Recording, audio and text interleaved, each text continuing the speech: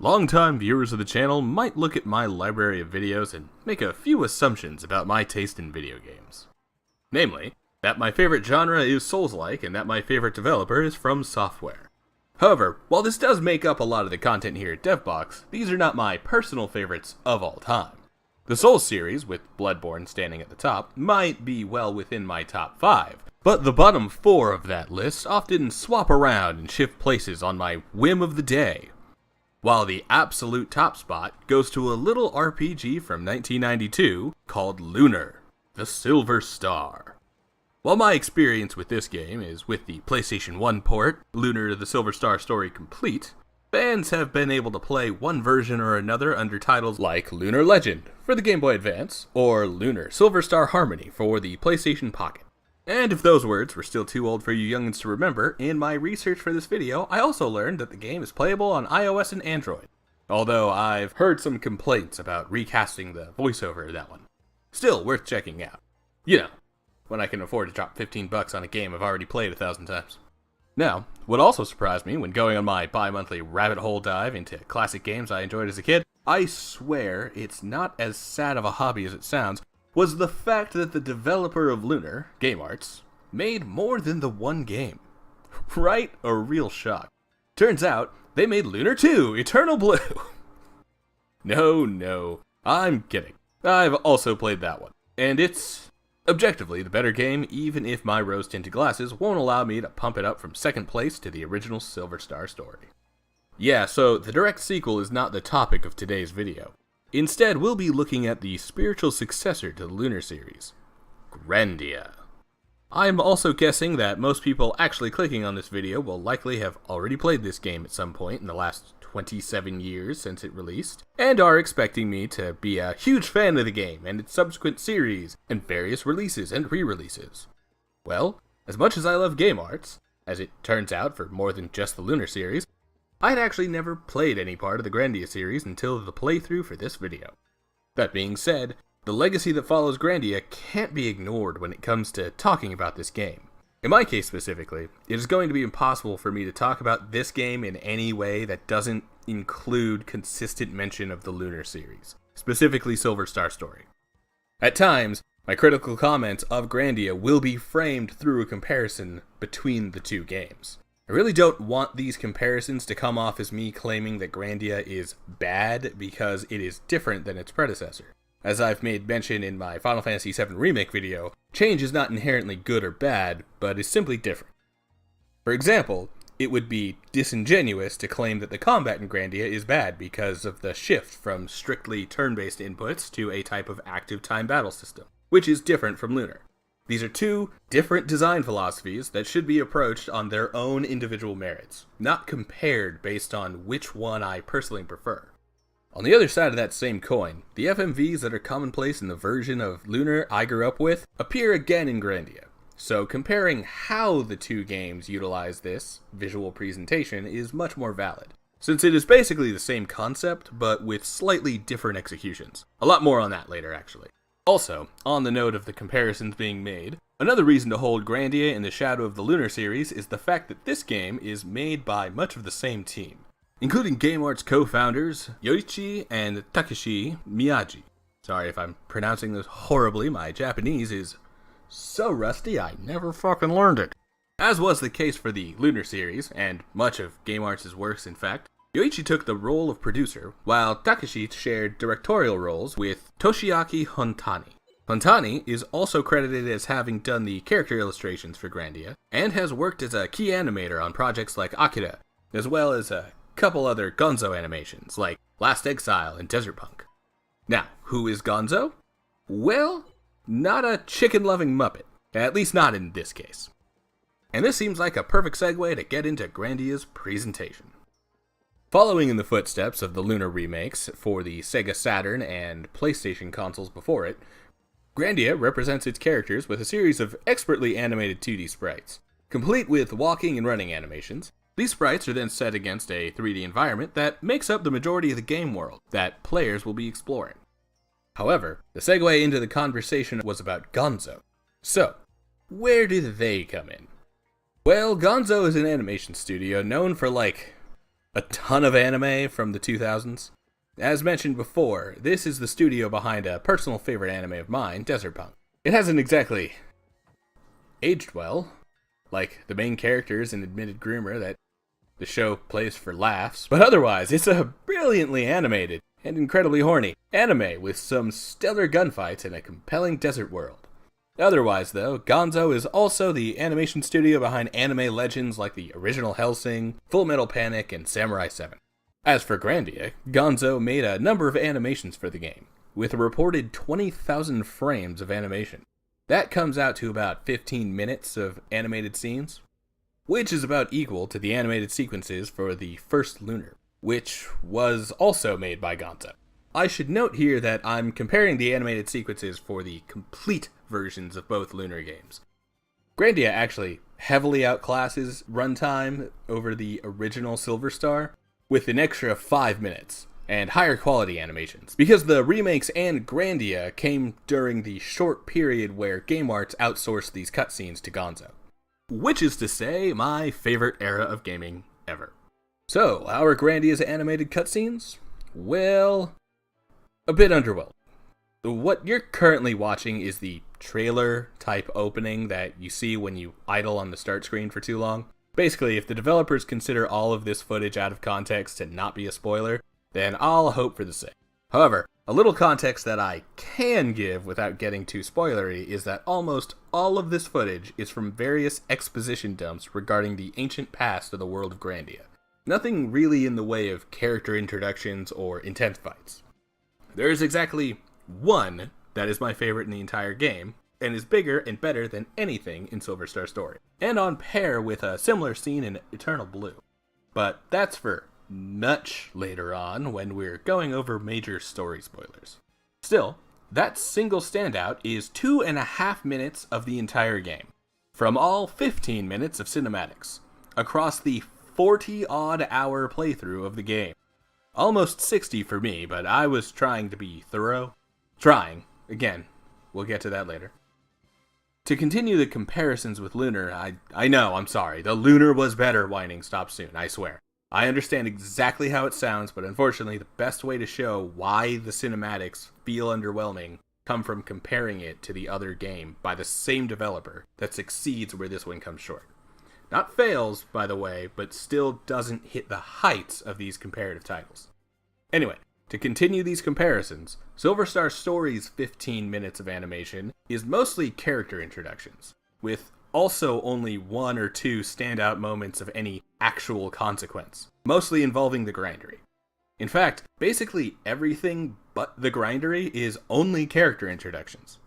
Still, I like these animated intros to each character because it quickly establishes their voice, personality, and full-body visuals that won't otherwise be shown through the sprites. Grandia has plenty of well-written, lovable characters, each of which deserves a similar introduction, but not a single one gets it. I would honestly give up some other scenes we do get in exchange for an animated intro for Justin, Gadwin, or Milda. Then there's the frequency of these cinematics across the game. While there's roughly 15 minutes of animation across each game, that comes as a severe lack of animated sequences in Grandia, because these are 15 minutes spread over 40-ish hours of gameplay, against 15 minutes over 20-ish hours in Silver Star Story Complete. For contrast, Eternal Blue comes closer to the 40-hour mark, and the animated cutscenes are about 45 minutes of that. In that case, for Lunar, the double-length game got 3 times the cutscenes. On top of all of that, few of the animated cinematics before the final few hours of the game are of much interest. So even without the comparisons, I would consider this part underwhelming, and it would already be a point of critique. However, I will admit that my comparison to Lunar is skewing my perception of Grandia much more negatively than had I treated the game as if it existed in a vacuum. Like, I would still find some of these cinematics to be lacking on their own, but they are made worse by being compared to the previous games from the same developer. So it's not entirely fair to constantly compare the two and point out negatives for Grandia as if Lunar doesn't have its own faults, but those comparisons still help to explain why I find myself disappointed in this part of the presentation of the game. However, moving on to more positive topics, let's talk about the other 90% of the game that isn't animated cutscenes. As I had already started to mention, most of the game takes the form of 2D sprites overlaid onto 3D environments with an angled isometric perspective.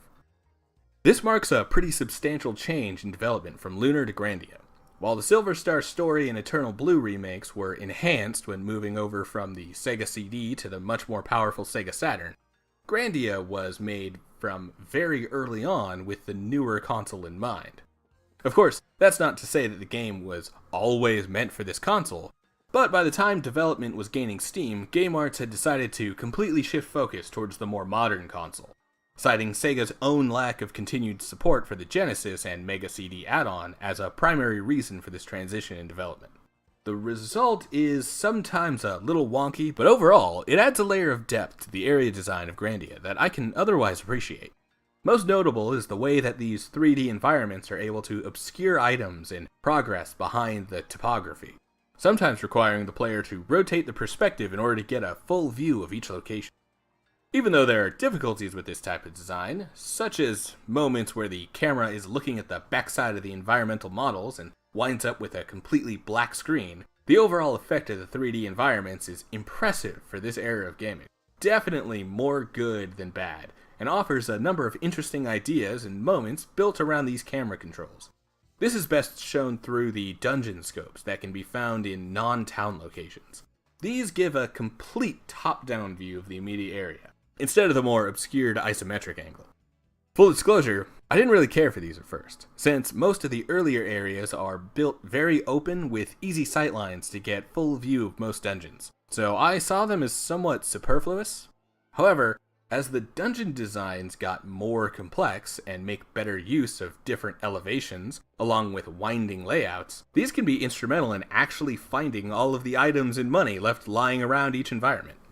On top of the design and layout of each level, these locations where players will wind up spending a majority of their playtime also come complete with an incredible soundtrack, composed by Noriyuki Iwadare.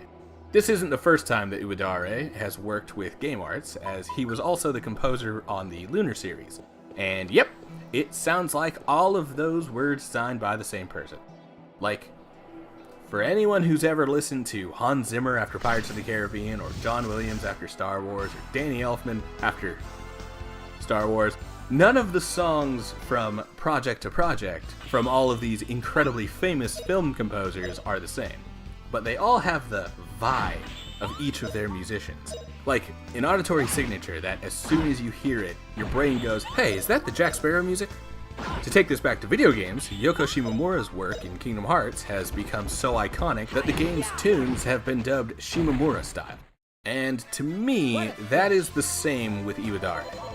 The bright, chirping strings of Iwadare's compositions are delightful, and help to transport the player into a vibrant world akin to the 1980s Ghibli, which I don't mean in the standard American everything anime is Ghibling way. In fact, that leads us to our final part of the overall presentation of Grandia, the visuals.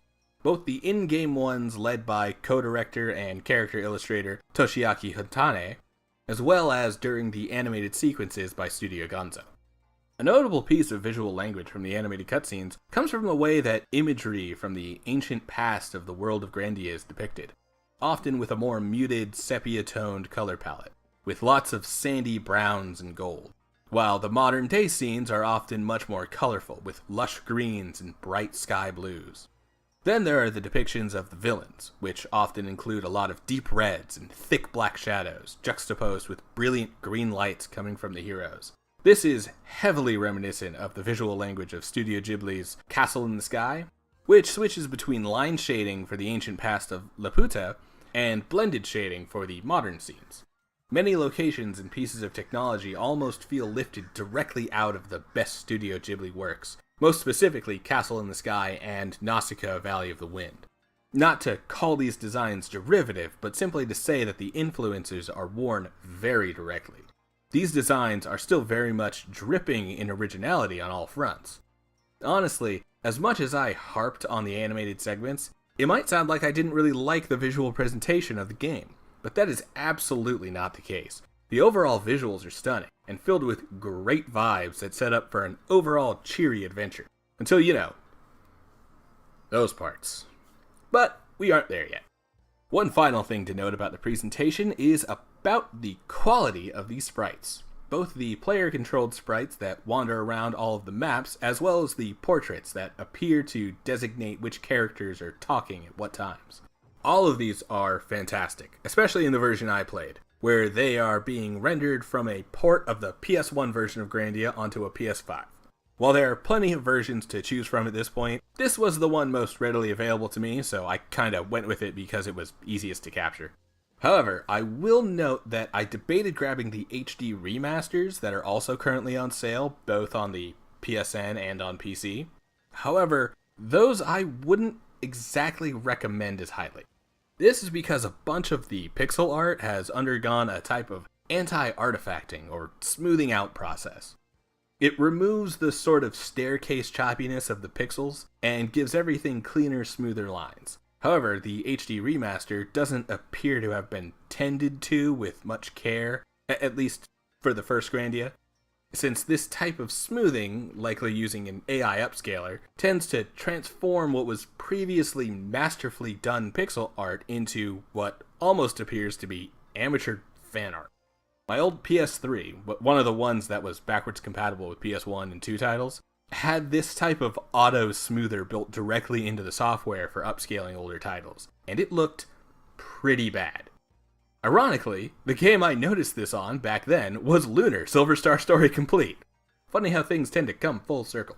The point is, that is why my footage is going to look the way it does, even if some of you who have played the games more recently might recognize the HD graphics. Also, there's some upscaled ROM hacks for the original Sega Saturn floating around out there, and while I can't condone piracy, some of the footage that people have captured and uploaded looks absolutely fantastic.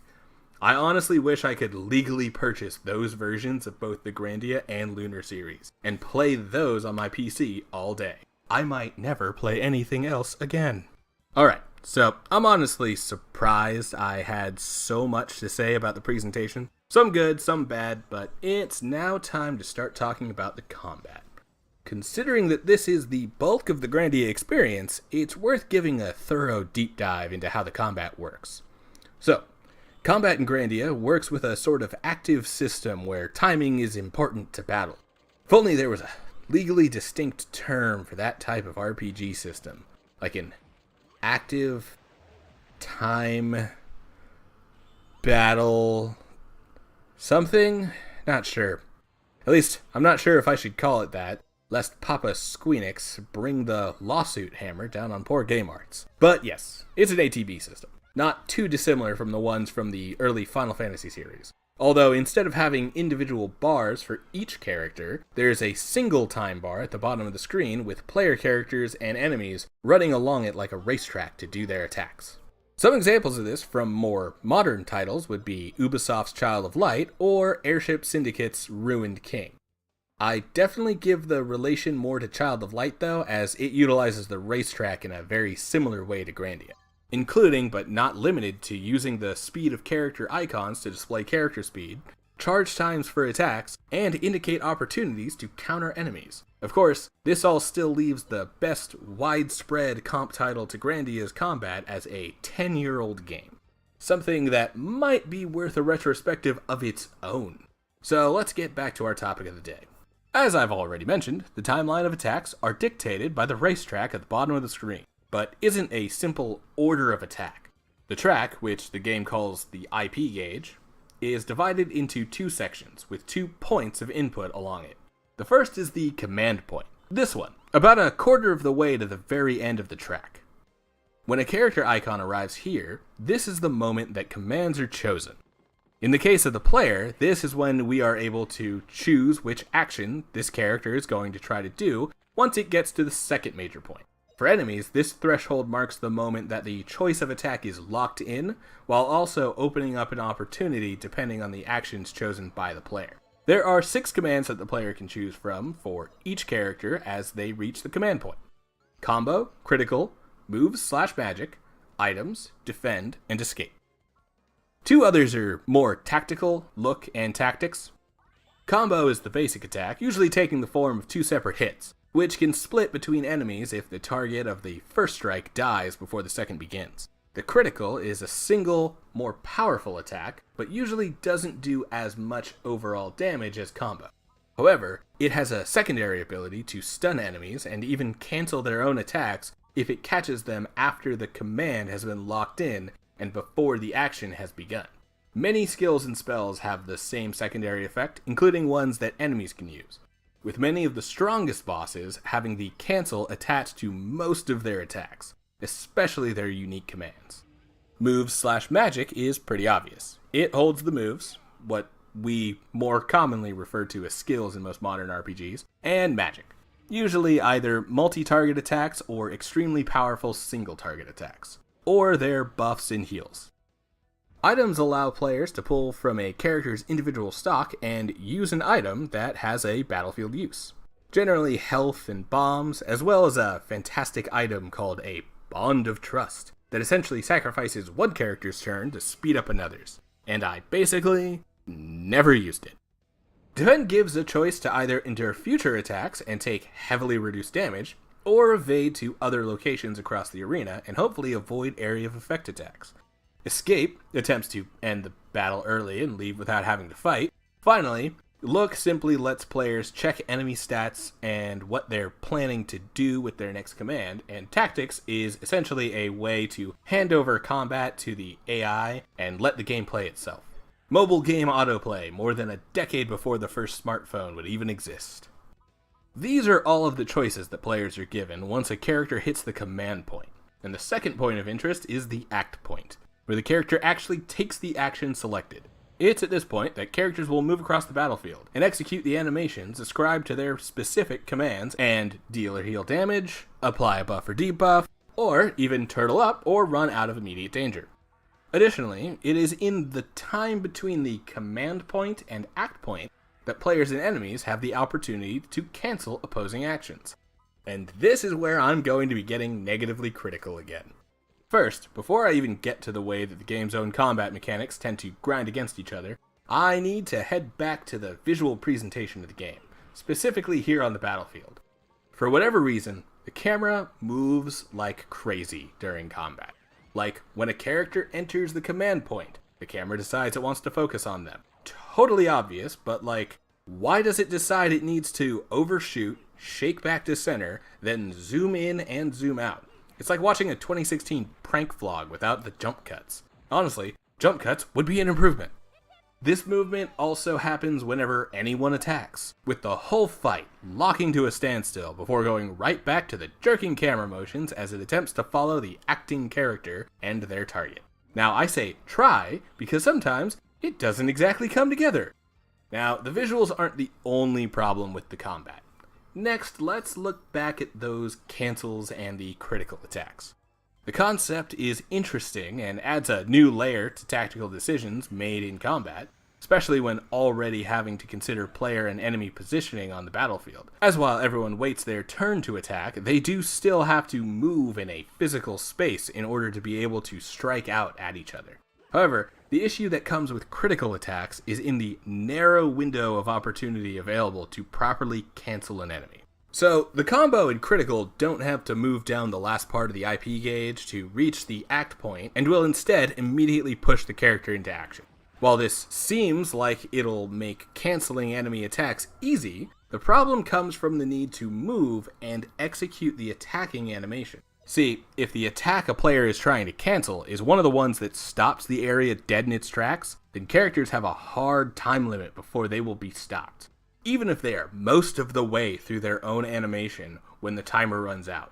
And this isn't even focusing on the fact that sometimes the AI pathfinding will straight up fail to find a way to reach the enemy that is right in front of them, elongating the time before an attack finally happens.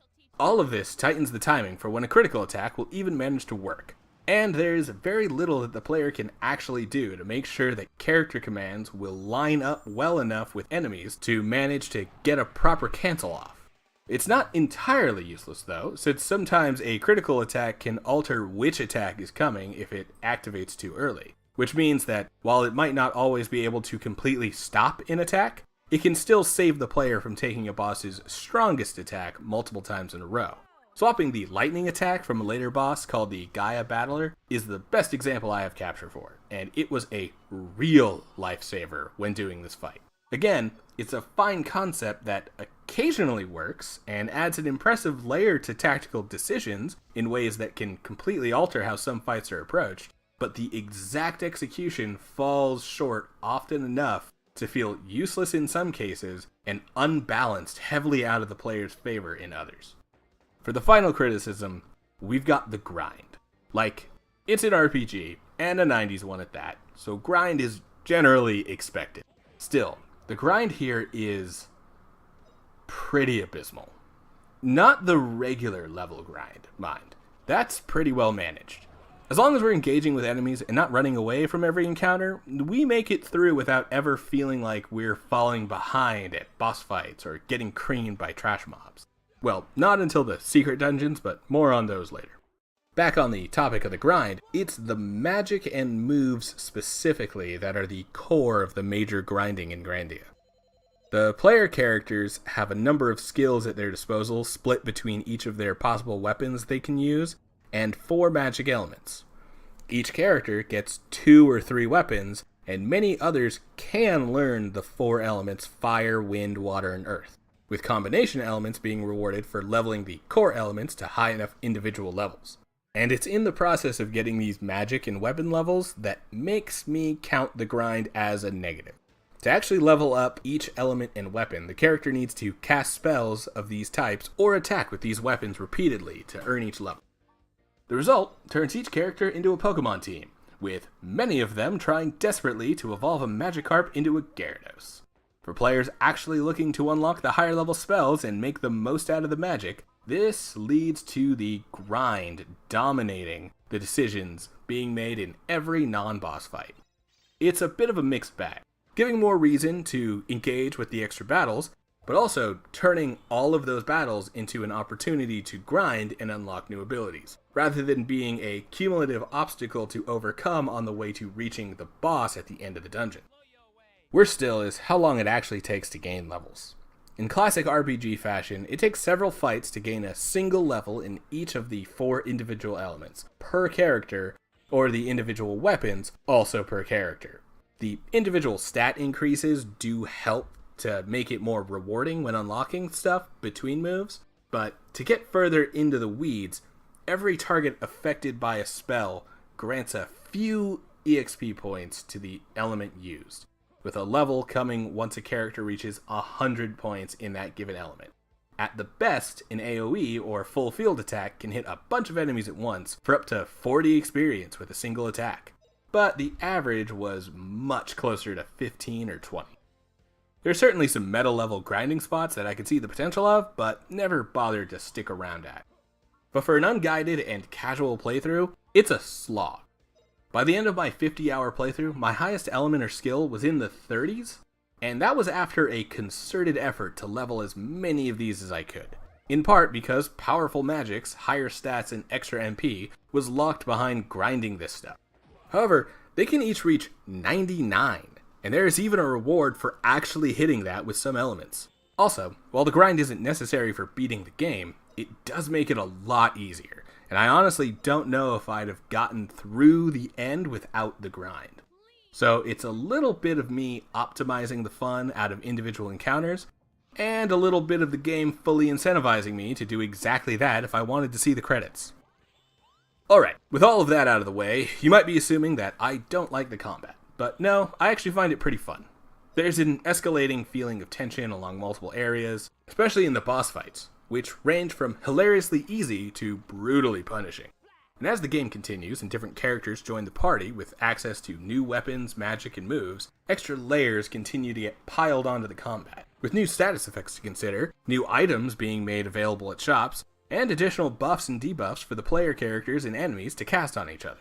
Also, I love RPGs that make player positioning matter. It's one of the aspects of Lunar's combat that I love so much. And if I'm going to keep comparing these two games, then I have to admit that Grandia's combat is a great evolution of its predecessor's system with a more active style to it. Is it a perfect evolution? No, not really. As I mentioned before, the timing, which is mostly out of the player's hands, can be punishing and catch characters right at the end of their animations, which feels unfair. However, some tactical strategy, combined with learning how each individual enemy works, keeps the deficits of the system from hurting it enough for me to completely dislike it. On the combat alone, I'm already giving this a positive review, and would suggest it to retro RPG fans. Of course, this is an old school RPG, which means there's one more major topic of discussion, and yeah, I imagine this next section is going to be the real meat of the video. So, before we get into the spoiler territory, let's give a quick rundown of what the story is all about. Grandia is a bright and happy story about the spirit of adventure, discovery, and the world-saving power of a kind heart. Now, looking at the rest of this channel, with such a heavy focus on From Software and their grim dark stories and worlds, that description might sound out of my wheelhouse. And no, I fucking love this bright and shiny story. Characters are fun and lively, the stakes quickly escalate, the arcs of the main romantic duo are meaningful and fun, it's light, bright, and wonderful. Like, I'm a fan of dark, I like gut punches, and not everything needs a happy ending for me to enjoy it. But hot damn, is it nice to go back to some good old 90s kid-friendly spirit of adventure stuff. Okay, so the story is happy and bright, but what's it about? Well, it's essentially a series of pulp child star adventure stories, all tied together by the extended quest by the protagonists, Justin and Fina, as they try to find the hidden mysteries of an ancient civilization. Now, I've heard in the past some fans have tossed around classic anime like Nadia, The Secret of Blue Water, as a possible inspiration for Grandia's story, but I can't really speak on it specifically since I haven't seen it. After researching this game, though, it's on the watch list if anyone considers it to be anything like Grandia. Let the fact that, like Grandia, is enough reason for me to be interested in a completely different anime, by the way, in case you're curious how much I liked it already. Anyway, while I can't confirm the Nadia inspiration myself, I would absolutely compare Grandia to a combination of two classic Studio Ghibli films, Castle in the Sky and Nausicaa of the Valley of the Wind. I've already mentioned them before. In fact, I decided to include watching these as part of my research for this video. Actually a first watch for me on both of these movies, and yeah, they're dope. And also, yeah, I would absolutely believe that these were the main inspiration for Grandia's story. So, as mentioned before, the story follows two main protagonists, Justin and Fina, as they adventure across the world, which is called Earth, but this is absolutely not our Earth. Starting in the continent of Messina, Justin is a fledgling adventurer living in Parm, and dreams of one day leaving his hometown and discovering the mysteries of the ancient Angelou people and the mystical Icarians that had previously stretched across the entire Earth. This leads Justin to head out towards the new continent of Valencia, where he would meet Fina and set out for an ancient city called Allen, that he assumes must be on the other side of the end of the world. What follow leads to Justin and Fina meeting new friends, fighting a Nazi army, and eventually learning the secrets of the ancient civilization of the Angelonian people and their connections to the spirits. The cast isn't limited to Justin and Fina, by the way. Between the player-controlled party, ensemble of villains, and extended cast of side characters, Grandia is absolutely stuffed to the gills with stellar folks that are fun to engage with and get to know throughout the adventure. My personal favorites include Milda, and the anthropomorphic rabbit people known as the Moge. And not only because they're sexy. I mean, she's sexy. Milda, the human one, with the elf ears. I mean, I'm not furry or anything, into the rabbit people. I wouldn't get lost in that rabbit man's eyes and smile. Okay, I've been pretty vague up until now, but it's time to start hitting some specifics of the story, which means getting into spoiler territory. First though, before I start sending people away, I'll invite folks to like and subscribe if you've enjoyed so far. I really do appreciate all of you folks who keep returning to these videos, and every new sub helps the channel a lot. So, if you want to experience the story for yourself without me making stupid jokes the whole time, then head over to the code on screen right now. Or you can go to the chapter select and head straight to my conclusion. Alright, all the spoiler-averse folks gone? We good to continue? Perfect. Let's get in on that adventure. So we start off with some in medias res with an introduction to three of our main characters, as they are overwatching the city of Parm. And from there, we get into a bit of a flex of the 3D environment, with some overhead shots of Parm as we follow Sue and her pet Puffy as they look for our main protagonist, Justin. Don't worry about what those other three were talking about up until now, it really doesn't become important until much later. Turns out, we're currently on a mission from either Justin's best friend or the childhood gang leader who has a bitter rivalry with Justin. Honestly, it feels like both. His name is Gantz, and he wants us to find the Dragon Master gear from Lunar. Except it's all a bunch of trash that the kids play out as being legendary armor and weapons. Rubbing our face against every surface and finding the key Gantz's little brother Tense. Yes, those are their names, Gantz and Tense. But we helped the little brother find the key he was supposed to protect and unlock the chest he was also supposed to protect and get the final legendary piece of gear. A wooden sword that, again, Tense was supposed to be protecting so that we couldn't win the treasure hunt that Gantz had forced on us. Turns out, Sue's hand in marriage was on the line, and she didn't want to marry Gantz. So we're mostly doing this as a solid for her. However, with the treasure hunt finished, we get chased out of the north side of town by the cops and head home to have dinner with our mom. This brings us to a major part of the game's story and presentation that I haven't really touched on yet, and it goes a long way towards giving players a deeper understanding of the world and characters. Occasionally, at save points, generally the ones in towns, the player can choose to eat a meal with the player team, as well as some key characters that have some story significance to the current location. In the case of this first one, Justin gets the chance to talk to Sue and his mother Lily, where we find out that Justin's dad was once an adventurer, and in fact, Justin comes from an entire generation of adventurers. And Lily was a pirate queen before meeting his father and falling in love when he refused to back down while she was sacking his ship. That's the type of backstory I'm talking about. These are basically campfire stories, tales of old adventures told while the main cast goes on their own adventures. Other times, these conversations give us a glimpse of areas we haven't been to yet. It's a great natural way to exposition dump some world building and characterization on the player in a way that feels more like a reward for showing interest in the party, rather than a lazy way to get information out that wouldn't otherwise fit somewhere else. Anyway, back to the plot. Justin visits the local museum curator, a kindly man with no name, and gets an invitation to go start excavating an ancient ruin. A great place to send a 14-year-old. But don't worry, because his 7-year-old best friend, / cousin, I think, is also coming with. Yeah, I don't actually know Justin and Sue's relationship, but she calls Justin's mother Aunt Lily. But she also lives with her own aunt and uncle who don't say anything about being related to Lily, so it's a little unclear. For most of the game, though, I worked under the assumption that Sue and Justin are cousins. But all of the aunt stuff could easily be that family friend / next door neighbor way that some kids refer to adults they're close to, even if there's no direct family connection. Alright, moving forward, we break the curator's precious new Icarian statue and leave.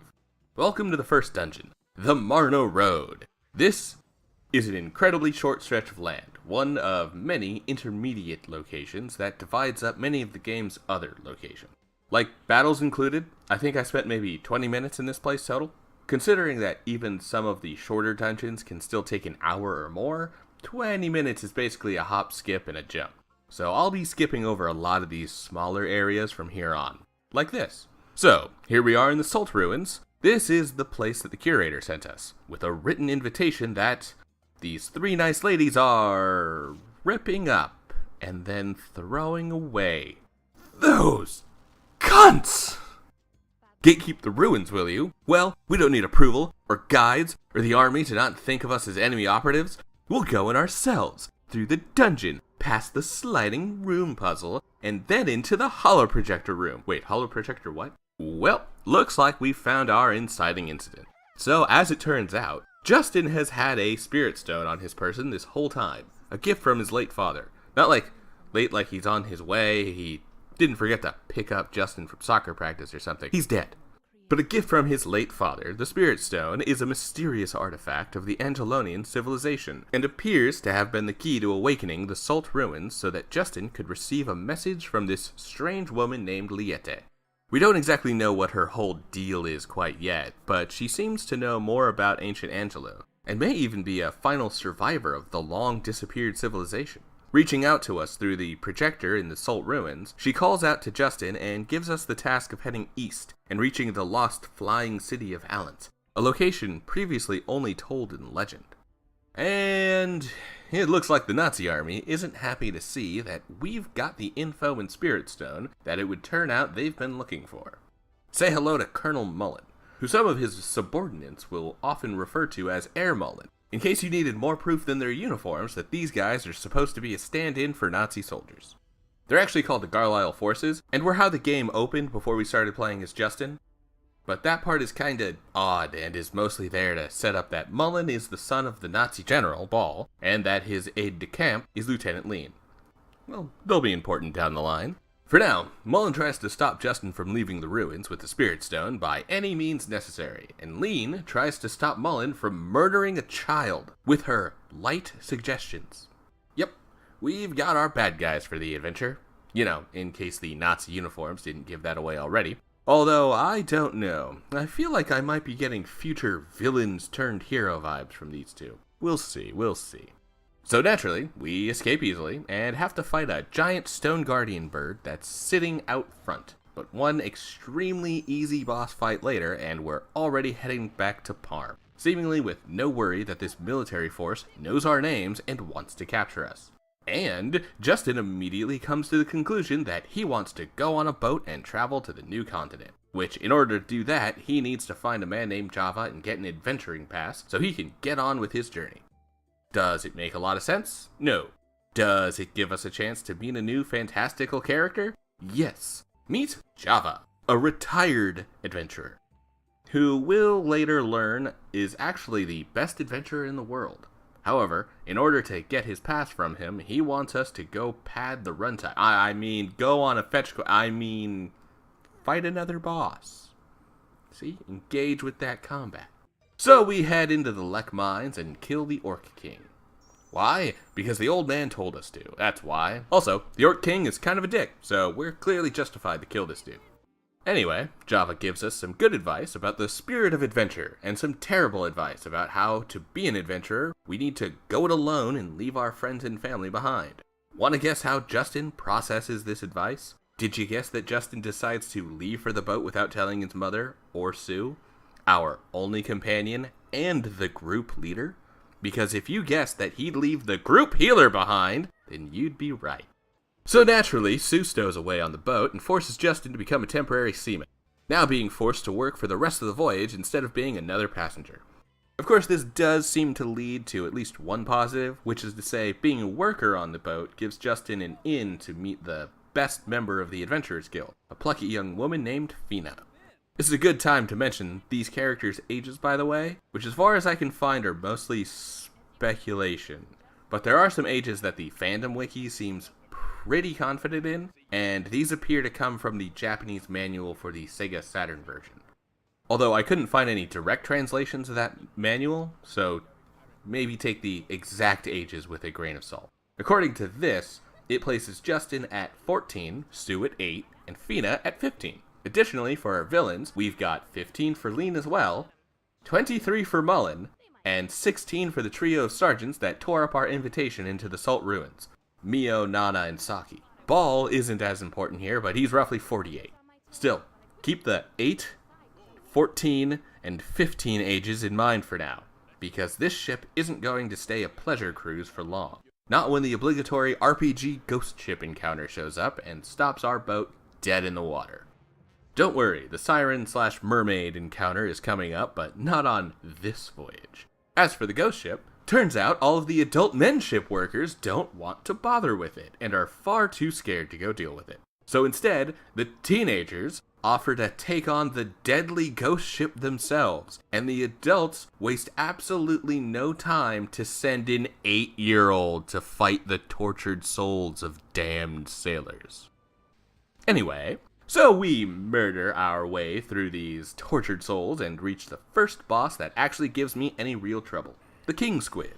I'm going to go ahead and congratulate Grandia at this point, actually. Lots of RPGs take a much longer time to start throwing players into the deep end.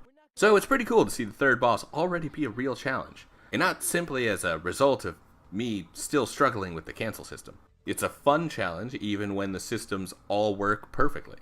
Bravo! I mean, there's another lunar comparison to make here, but that's neither here nor there. What is here is a dead kraken that took 2 tries to kill to make sure that none of my own characters were dead by the time the boss was. Oh, and we let the souls of the dead sailors finally rest in peace when their ship is able to sink into its watery grave.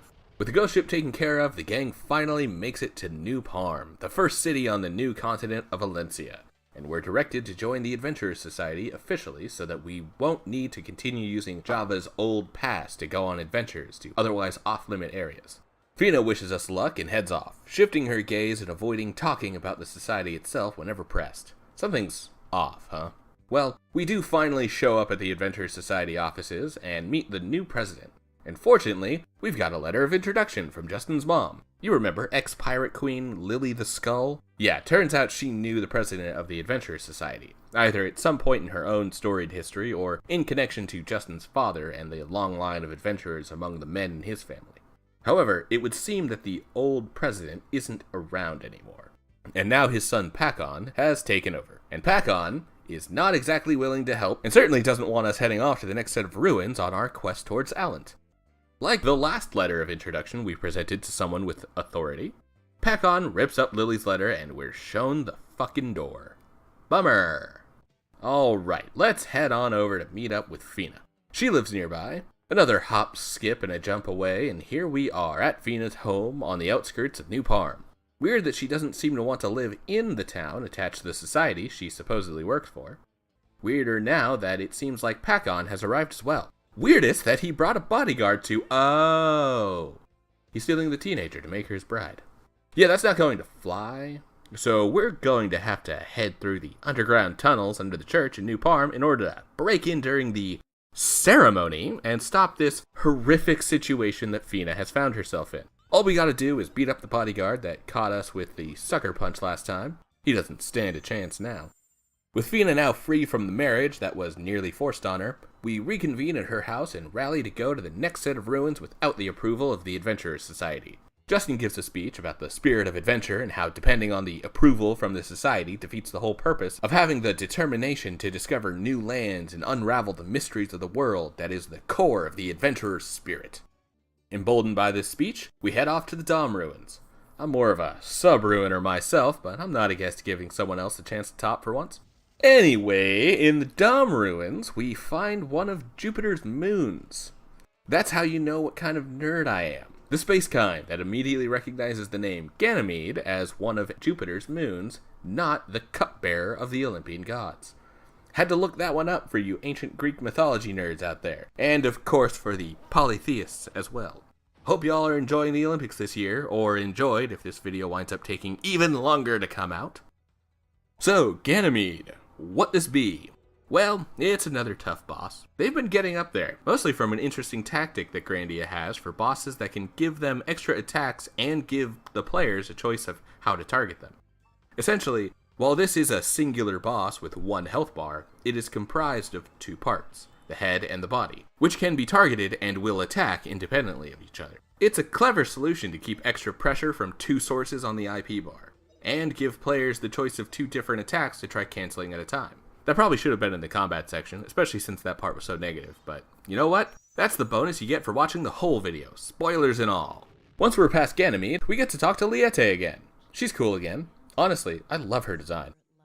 Very of its time in all the best ways. Definitely helps that her color scheme is basically red and purple. You know, my 2 favorite colors. She tells us to keep heading further east past the end of the world. Awesome! It'll be a quick trip there, right? Right? No, because first we need to get sidetracked and get to know the world a little more. And that starts with our little friend here. He appears to not be doing too well. Maybe we should take him back to Fina's house. And the Carlisle forces are here. Fuck. Oh, cool, and we also get cutscened into being captured. Awesome. Considering the battalion's worth of men that I eventually wind up absolutely destroying, this feels unearned on the side of the Nazis. Well, now that we're in prison, nothing else to do but to drop the old call a dude in pretending to be sick shtick. Then hit him with a pipe. Works every time. Every time. This might be for the best. It gives us a chance to talk to Lean for once. And look, she seems to have a thing for Justin. Feisty. But for real, she drops some info on Justin, letting him know that he'll need to stow away onto the army's train if he wants to A, make it to the Misty Forest that marks the last stop before the end of the world, and B, escape this base alive. Dark. We should probably go. Also, Justin is too stupid to realize that Lean was feeding him information and left him with a key to his cell. It's okay, Justin. Well, I guess I mean generic anime RPG protag boy, but who cares? The base itself is pretty neat, as it makes really great use of the 3D design of the world, having us take the air vents to walk along an elevated path over the rest of the map. It can be a little disorienting at times, but otherwise good stuff. Also, this overhead view gives us some fun opportunities to hear soldiers talking about each other. A lot of them seem to be talking about which of the girls seem to be the cutest, and after seeing that Gantz's older brother Gantz looks like a teenager in his portrait but is still identical to the other soldiers, I'm going to assume that these guys are also the same age as 15-year-old Lean and the 17-year-old Saki, Nana, and Mio. Those 3 sergeants that ripped up our invite into the Salt Mines 10 hours ago? Well, hey, at least it's only the in-universe characters ogling these underage girls, and not the game's own camera and main narrative. As a former 14-year-old boy, I can confirm that Justin can die happy now. As a current 30-year-old man, I can't confirm that I've been looking at the screen for the last 20 minutes. Actually, I can confirm one thing. I can confirm that Mio is a fucking savage. Absolutely destroying Saki. Completely unprovoked. Considering that I was voicing Saki while playing this with my girlfriend, I'm almost offended by proxy. Alright, let's go save the little boy the Garlisles have trapped in a cage and eat his nuts. Not those nuts, like seeds from a tree type nuts. A mild freakout from their flavor and spice, and suddenly we can understand the boy. Post the nuts, we have a clarity to speak freely with the child, who tells us his name. It's Rem. And this was the voice I gave him. Whoa, I'm sorry, but I'm no nincompoop. My name is Rem. Honestly, that might have made us love him as a character even more. That and this fucking portrait right here. This is the knows more than you expect from his age face. Absolutely love it. Anyway, once we fight the 3 sergeants individually, we manage to make our way out of here. One more thing of note in this base is that Mullen was able to talk to Rem before we could, which is kind of weird. It'll come up again later. I don't know how much I talk about it, but it comes up in the story later. But also, kind of doesn't really matter to the big picture, which is why I don't think I wrote anything for it. We'll see when we get there. Still, keep that in the back of your mind while we steal a train from an army. These guys really aren't that threatening if 3 kids and their pet puppy are able to constantly beat up their soldiers and give them the slip. Well, we get away from them for a while, until they send planes to chase us down. Sure would be too bad if we trapped the 3 sergeants on the engine car with no brakes while we split off from them and head into the Misty Forest on our own. Finally, in the Misty Forest, we find ourselves having difficulty progressing forward, until Rem throws out another nut that disperses some of the mist. Cool. Which leads us to Rem's home in Luck Village. Also cool. And they're too xenophobic to even let us eat here without heading up a mountain to commune with a magic stone. Not cool. Much less cool. So, we go to the Vision Quest, where we're literally told it's fine if we pretend to drink from the magic chalice in front of the magic stone. Hey, doesn't that big stone look familiar? Oh hey, it's a spirit stone. Boy, good thing the Garlisle forces didn't find us here. They're super into stealing spirit stones, to the point that Mullen was even willing to kill Justin earlier. If we take that initial encounter at face value at least. Well, turns out the Garlisle forces had never stopped following us, and are now prepared to steal the Spirit Stone on the top of God of Light Mountain that stands as Luck Village's most holy relic. Honestly, that makes me so terse. I could run back up the mountain and meet Lean again at the obvious holy shrine. She doesn't exactly listen when we tell her that the Spirit Stone is important to the people below, and she tries to perform a Fulton extraction on it, but Justin jumps on and does his best to stop her.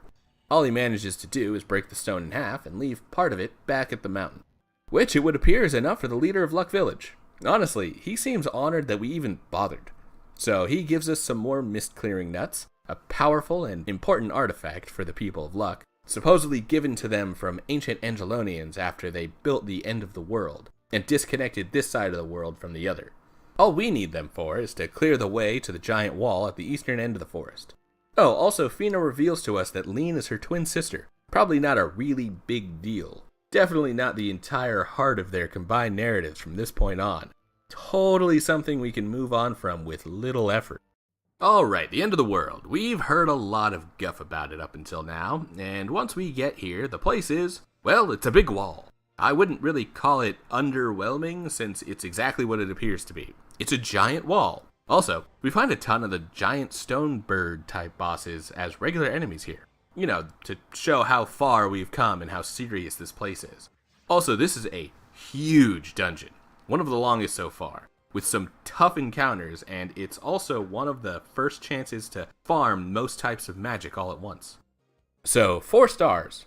Pretty good, but visually it's kind of linear and a bit samey until the top. Although, I wouldn't be surprised if every new elevation looking like the last one was intentional to make the climb feel insurmountable. Arriving at the top, though, we realize that we didn't bring a rope. But hey, look at those drones. They've got a nice way for us to go down. Starting with Sue. Sue? Sue? Oh, cool, and Justin and Fina are getting grabbed too. And they dropped us. Okay, game over, we died.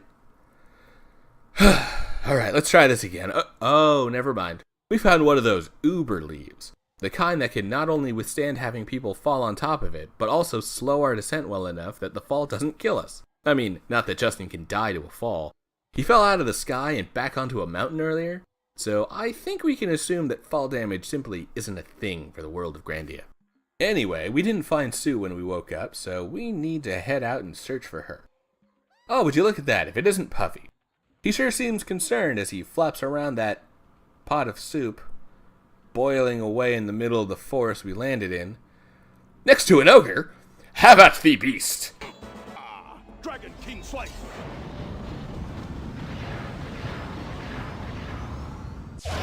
Oh, he's no Oni, he's a man. A man named Gadwin. And it turns out he'd already found Sue and was making soup for her. He's a nice dude, and after kicking our ass, he also decides to join the party. Alright, we've finally gotten our 4th party member.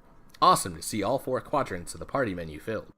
Well, new fighter joined, it's time to continue our adventuring. Now, it might seem like I'm glossing over the fact that there is a functional civilization on the other side of the end of the world, completely cut off from the side of the planet that Justin comes from. Also, if this single wall is dividing the people of the world, then Flat Earth confirmed?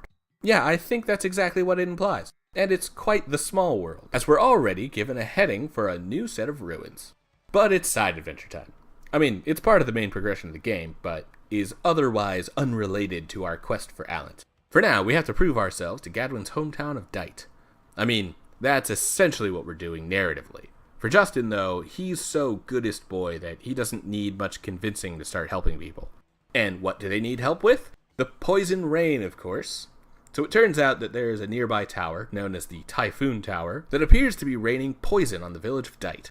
The denizens of the tower, the Klep, are kind of unexplored narratively. But they're dinosaur-riding lizard people who seem to have it out for the humanoid villagers Gadwin works so hard to protect. And here's a great time to point out what must have been another major inspiration for Grandia. Chrono Trigger. Like, this is almost a carbon copy of the Reptite layer, with Ayla swapped out for Gadwin, and the stakes not really laid out until the final moments. Hey, at least the Klep King's transformation and subsequent boss fight are pretty dope. Still, with it being such a slapped-on section, it feels more like an imitation of the Chrono Trigger level rather than a homage or full recreation. It feels rushed both with the introduction of the Klep and with their sudden downfall, so it never gets the same weight as watching the Reptite King and his Black Tyranno be killed by Lavos, holding tight to their hubris as they deny Ayla's offer to save them. Well, that's not to say that this section is completely devoid of narrative weight. It's only the direct connection to the Klep that is bungled. At the top of the tower, we actually get a really impressive segment, one where Gadwin reveals why we had to go with him to the top of the tower in the first place. It turns out that there are 2 doors at the top of the tower. One will instantly kill whoever travels through it, and the second will grant access to the spirit realm and destroy the tower forever. Gadwin offers to go first, potentially sacrificing himself and letting Justin go on to be a hero. That is until Gadwin realizes that he's too big to fit through the door. No joke, I thought this was Gadwin's villain reveal, as he was going to send us to die so he could be a coward and pretend to be a hero. But nope, his shoulders were really too broad to let him be a hero. Anyway, we're guided by Fina, who seems to be strangely in tune with the spirits that are in the tower, and we head through the correct door and stop the poison rain. That's what we were here for, right? Yeah? Awesome. Anyway, once we're done, we get to see the spirits, which is apparently extremely rare, and then we celebrate as heroes in Dite. Sue also mentioned seeing a rainbow, one that we never get to see for ourselves. Like, it's right off screen and we never get to see it. My girlfriend was so pissed about this part that she made me write it into the script. She wanted her rage to be forever immortalized in video form. Back to Dite, since Fina helped guide us, Justin splits the 2 hero armbands he's given between himself and her. Also, we're now given the green light to head south of Dite and make our way to our next destination, another Angelonian ruin. However, we can't quite reach the ruins, so we need to head to the village of Gumbo and get a sailor to ferry us there. And of course, it can't be that simple. So instead, we head into Grandia's horny era. Like, I know we already had a moment where all of the soldiers were arguing over who was the hottest Nazi lady, with a bunch of them loving the step-on-me mommy energy from the 3 sergeants. But Gumbo is a new level of horny. This is an entire town where any couples are sacrificed to the fire dragon in the nearby volcano in order to appease the beast and save the village. So naturally, everyone is in a perpetual state of edging, constantly waiting to finally be with their partners and do all of the nice PG-13 couple stuff, and try to hide away from the camera so they can get to that more adult-rated stuff.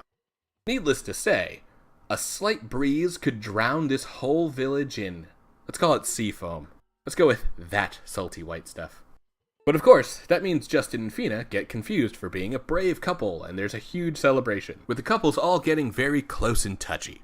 Like, if this game was made a few years ago for Steam's new adult content policies, I would have to blur this entire section and pretend it never happened. Fortunately, it's all tame enough that I get to show you our lucky couple get catapulted straight into a fucking volcano, while we leave the rest of the village to fuck in peace. After a bit of exploring, Gadwin and Sue meet us halfway up the mountain, and we defeat the dragon. The incredibly phallic-looking dragon. I'm not projecting because I was recently in Hornyland, you're projecting your prudishness. Well, dragon's dead, and the village gets to celebrate with another festival, with all of the couples now being allowed to show who they are again. Including this incestuous mess between these two. Seriously, they called each other brother and sister earlier on to hide their relationship. Oh hey, look at that, more spirits! Man, that really makes for a super romantic moment between Justin and Fina. And it looks like only Fina is noticing so far. It's okay.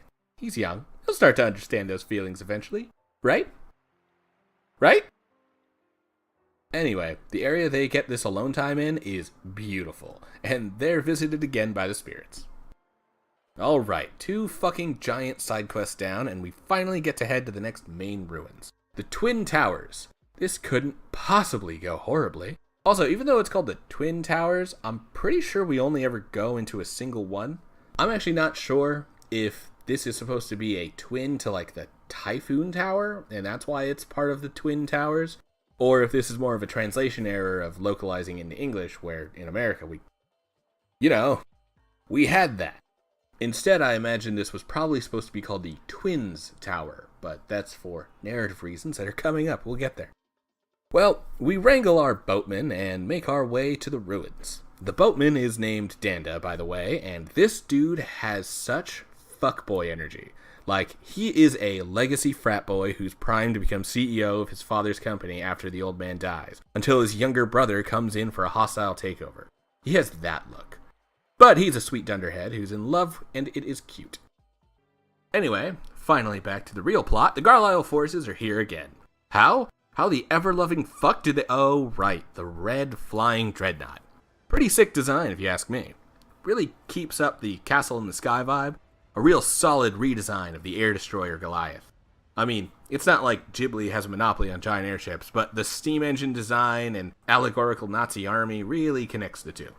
In the best way possible. That's a weird sentence to follow up one that has the word Nazi in it. Still, we have to fight our way through the Garlisle forces and get into the ruins, which leads us to the good old "we're not too different, are we" moment. as our main couple gets teleported along with Lean and Mullen deeper into the ruins and stranded among the place's crumbling infrastructure.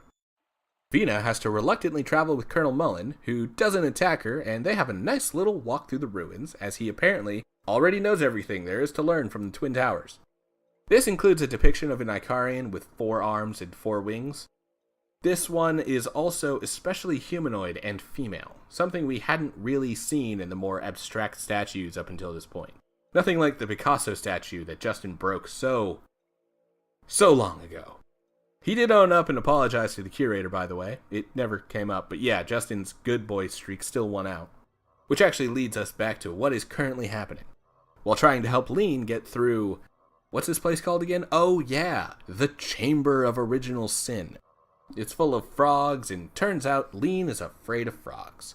So, Justin does his best to protect her, and even gives up his own spirit stone, because otherwise Lean was more than willing to allow herself to literally die by an army of frogs if it meant stopping him from escaping with the stone. Yet, she's got some messed up priorities for some reason. One more lore dump before we get out of here. A mural we run into on the way out shows us that somehow the Icarians were destroyed while protecting humans and humanoids from a dark seed-like figure above them, while channeling power from 4 spirit stones, which goes against what we've known so far about there only ever being a single spirit stone. After this, we meet up with our friends, everyone gains a new positive outlook on our enemies and vice versa, and Lean even gives the spirit stone back to Justin, claiming to have a change of heart about being so eager to die to retrieve it. The Garlisle forces will still be coming for it, but she hopes to get Justin's stone more honorably in the future. Good luck with that honor stuff. Might be tough for the Nazis. Can't stress that enough. Really can't stress who the bad guys here are based on enough, because it frames all of their decisions, and the fact that Lean and Mullen won't stop talking about how they want to create a better world. These words are specific and will be important in a minute. Oh, and we talked to Liette again, and she gives us the Medal of Wisdom. Well, with that growth, understanding of the enemies, and new lore of the Icarians, it's time to head back to Gumbo and continue the quest eastward towards Allant, which we should finally be able to reach now that we have the Medal of Wisdom. Yeah, kind of funny that we went there on the direction from Gadwin based entirely on no information, and managed to come away with an incredibly important item from the tower. So, what's the next step to take? Well, that's a 2-parter. First, Sue is starting to get sick, so we need to take her back to Dite and let her rest with Gadwin's love interest, Dr. Alma. Oh, had I not mentioned the relationship between Gadwin and this woman? I mean, he hasn't mentioned her since we met her, so why should I? Seriously, Gadwin, get on that shit. That woman wants those broad shoulders. I promise, that is a hallway you'll have no problem entering. Damn. Grandia's horny is starting to affect me. Quickly, let's get out of here. To the next continent, across the sea to the east, where Allant should be. How will we get there? Why, through the magic fucking Vanishing Hill, of course. A mysterious structure from ancient Angelo that is said to be able to transport anyone anywhere in the world they can think of. Sue is still sick, so we need to go collect the stone that will activate the Vanishing Hill without her. But she'll do well in the care of Dr. Alma. In the meantime, we head out and run through a quick dungeon on our way. Like, this one is seriously very quick, which is fine since I don't want to go around getting too much experience without Sue. Although, we are pitted against a few bosses without her. Mini bosses, really. But holy shit are these things designed and named awesomely. Massacre Machines. Sounds like a schlocky 80s horror movie. Love it. No notes. Alright, we've got our teleport stone, and we're ready to head off towards the eastern continent, which is cool, since the only other way there is to sail across the dangerous Sea of Mermaids. So, how's Sue? Well, according to Dr. Alma, she's been exhausting herself to keep up with Justin and the others, and if she keeps going this way, she'll get sick again. Turns out, taking an 8-year-old on a disc-trotting adventure across the world isn't exactly the best idea. So, we now need to use our one-time only teleportation stone to send Sue back to Parm. Which, of course, Justin does with almost no resistance. I mean, he doesn't want Sue to have to stop adventuring with the rest of the group, but once she decides to go back for herself, Justin's goodest boy nature completely takes over, and he gives up the one-time use teleportation to let Sue go back to Parm. And then heads off in Gadwin's boat to travel across the dangerous Sea of Mermaids. Cool. Well, at least Gadwin is willing to travel with us still. Et tu, Gadwin? Et 2. Okay, I'll take the kick-ass boss fight against him. And having Justin overcome the dude that had bodied him like 10 hours of gameplay ago, sad to see him go, but a great showcase of growth for our characters. And Gadwin goes ahead and gives us his totally awesome Dragon Cut attack that will be wiping enemy mobs from here on out. Well, with that, it's time for us to take Gadwin's boat and finally head into Grandia's second disc. Yeah, in case you're wondering why I've been skipping through the story so quickly, we've been talking straight story for like an hour, and we've finally arrived to the halfway point. So yeah, at this point, it's either the lightning rounding we've been doing, or we'll be here for like 10 hours. Speaking of our next few hours, let's get on to the next dungeon. So we've hit the halfway point, and our party is down to 2. How have these characters gone so far? Well, Justin is still an adventurer at heart, his entire soul drawing him to continue seeking out Allant. Although he has evolved from merely being confident and constantly failing upwards. He's grown a competence that Fina seems to be responding positively to. Fina, though, she's awesome from start to finish. Her major arc is also coming up with the connection between her and her sister. And then, of course, this topic of discussion on the boat at the end of Disc 1. This is the first. Do you love me?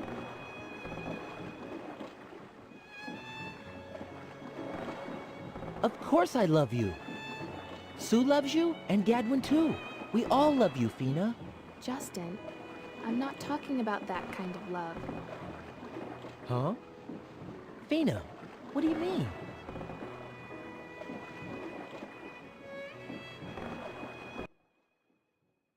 Wow, that Sora comparison from earlier, it's really hitting hard here. I'd say it's fine, and Justin will start to understand his feelings soon. Until this strange girl washes up onto their boat. Oh, Justin, you dumb, romantically immature idiot. Well, time to help this random girl that Justin seems to think is so super beautiful and fight off some pirates. That's right, we're heading to Pirate Cove. Hey, where are the pirates? I only see more of these girls. Also, are they all like twins or quintuplets? Your poor mother. Oh, okay, there we go. And hey, Fina, good for you. You don't have to compete with these other girls anymore, because they're dead. And giant fish monsters. Yeah, this is a wackadoo adventure, but I love it. Too bad for Fina, though. While she's started to come to realize Justin's competence as an adventurer and is realizing that he is special to her, it's a sweet moment, and yeah, Justin ruins it, and we push the realizations of feelings until later. For now, we finally get to head into Disc 2 proper. So, where to next? We've got a whole new continent to explore. Who knows if there are even people on this continent? Oh hey, people! Ha! I never believe anything from the mouth of a broad. Oh hey. People. Complete with some casual sexism. By the way, say hello to our third party member for the rest of the game. His name is Rap. He's the leader of the Lost Boys, and his magic never gets all that good because of how long it takes to grind. Anyway, he's from another isolationist xenophobic village, a lot of those around this world, and with basically no prodding at all, we immediately head to the Tower of Doom, a place that has been wreaking havoc on Rap's village of Cafu. In fact, Rap even takes us to Old Cafu, a hellscape of monsters and filled with statues that look suspiciously like the other people of Cafu. Yet, turns out the Tower of Doom petrified all of these people and forced the survivors to escape down to New Cafu, and leave many of their homes and loved ones behind. Turns out, Cafu might have a few reasons to have something against outsiders, especially ones that look like Justin and Fina. Want to know why? Because it turns out that the Tower of Doom is run by, you guessed it, the Garlisle forces. Again, in case we needed any more proof that these are the bad guys, they built something called a Tower of Doom and destroyed a nearby village with it. Like, they've been pretty benign up until now, bogarting access to the ruins, trying to kill the children that keep breaking into those ruins, and of course stealing historical and religiously significant artifacts. You know, good old British Museum stuff. I mean, who hasn't used their expansive military force for a casual colonialism or two? But once we're here at the literally murdered half a village and are continuing to operate the Tower of Doom that did it point, then we are now beyond armies do armies stuff. These aren't run-of-the-mill antagonists anymore. They're full-on villains. Not gonna lie, I like this as a way of pushing the Garlisle forces forward in the second disc. It works narratively, even if it makes them more evil. At the base of the Tower of Doom itself, we run into someone else who also seems to have something against the Garlisle forces. Up until now, Rap has told us about the Lanians, but it's in that vague foreshadowing way that sets up for an enemy faction. And boy, is this an entrance for that faction. Looks like we've got a fight on our hands. And like Gadwin before, that fight leads into a new companion, Milda. You might have remembered her from before we got into spoiler territory. This is probably my favorite character in the game, and certainly one of my favorite companions. She doesn't get any magic, but she is very strong and gets some incredible moves. That's actually something worth mentioning about Rap. Even though I didn't bother to grind up his magic up to Justin and Fina levels, his weapon moves are enough to give him a solid presence in combat. So, Milda, what's she here about? Turns out the Lanians are also upset with what the Garlisle forces are doing here, and she came to investigate. Since Justin is a the more the merrier type of guy, we let her tag along and take on the tower together. Cool. New party in tow. What do we find as we continue through the Tower of Doom? Well, mostly a bunch of army guys, but more specifically, we find the sergeants gathered around a mysterious device. Strange, it kind of looks like that black orb from the last ruins we visited. The ones that seem to have been murdering the Ikarian as she was protecting the many races of human below. Couldn't possibly mean anything. Let's sneak up on it real quick. Gotta love that Milda sneaking animation. Nice. Oh fuck, it's fighting time. So this DBZ-ass Gaia Battler is a great evolution of bosses so far. This is one of the first times that the critical and cancel attacks really come together to keep the fight manageable. Also, this time the extra body parts can actually be destroyed and taken out of the rest of the fight, reducing the overall number of attacks the boss can do as the fight goes on. Then there's this right arm being immune to physical damage, forcing the magic-wielding characters to focus it down with spells. All fantastic. 10 out of 10. Would fight again. With that finished, though, we pick up the Gaia Sprout that remains of the Battler, and the larger plant it was protecting. Turns out the Garlisle forces have been studying this thing for unknown reasons. But progress has been going slow, and the three sergeants were struggling to get any results to show General Ball. Tensions have apparently been high, it's a powder keg in here, and we blow it the fuck up. Then we bring the Gaia Sprout back to Cafu. You know, the thing that the Garlisle forces already tried to kill us to protect, and might possibly be responsible for the petrification of old Cafu, including Rap's parents, who, by the way, we found out earlier, but it turns out Rap goes back to old Cafu most days and polishes his petrified parents, to the point that they are now formless lumps of stone. We never get an answer on if this is detrimental or not, but for now, we're hoping that Cafu might be able to reverse the petrification if they can study the Gaia Sprout. And it might have actually worked if it wasn't for the fact that the chief stops us all from entering the village, which means we have to walk the long way when the Garlisle forces attack. Who could have guessed that the army would roll in and take back their extremely important experiment? Well, I'll tell you what no one saw coming. Lean has wings! It's not like the game has been dropping hints about Lean being some kind of special in magic this entire time. It's not like every conversation about Lean has involved her being extremely important to General Ball's plans because of some special power she has. At least now we know why she's so important. So anyway, she uses her powers to flashbang us and fly away with the Gaia Sprout. Awesome, we've made basically no progress. Guess we'll head south, because Milda says that her darlin' might know something about Alan. Turns out he's a foremost expert on the ancient Angelunian civilization. What luck! That then takes us to Zilpadin, and it's at this point that I need to point out some of those interim places I've been skipping over, because from Cafu to Zilpadin are 2 of the 3 optional dungeons, and from Zilpadin to Lane, Milda's home village, is the 3rd of 3. So let's talk about the side dungeons. They're neat, and some of the most difficult content in the game. They're also a bit long. At this point in the game, I was already getting a little tired of how repetitive and grindy the combat was getting, so when the game told me this dungeon is a place to enjoy combat. It has no relationship to the progress of the story, I was already worried. That being said, the bosses at the end of these are pretty cool, and these first 2 optional dungeons offer some really powerful items that can make the rest of the game a little easier. Not a necessity to make it through, but I'm glad they're here, even if I wasn't a huge fan of the dungeons myself. I'm also bringing this up now because I never went through the 3rd dungeon. There's a lot of stuff that's super useful for grinding magic and moves in there, but I wasn't looking to hit 99 with anyone. This video already took so long to come out that I needed to upload a short to make up for my 1-week break. I really hope that I get this out in time and don't have to rewrite that section to be a 2-week break. Anyway, Zilpadin doesn't have much to speak on, since this is more of a pass-through and not a stop and chat. Although there is some interesting world building being done here, as this place seems to be home to people from several different cultures, including the owners of this hotel, the This game truly is a product of its time. So, a small stop through the city and some more tweening dungeons later, and we're finally at Lane. I know it's only been a few minutes for you guys, but at this point in the playthrough, I've had Milda with me for several hours. And every time we've done the meal options at inns, she is the star of the damn show. Like, perfect 90s style anime badass fighter chick trope. Which is to say, my first of many crushes. If you know the type, you know the type. Anyway, she's been speaking for hours about her husband, Darlin, and now we finally get to meet him. What do you think he's going to look like? Did you guess Cowman Funko Pop? Because that ain't what I was figuring. Also, love this pose. Darlin is a real man, dipping his woman properly.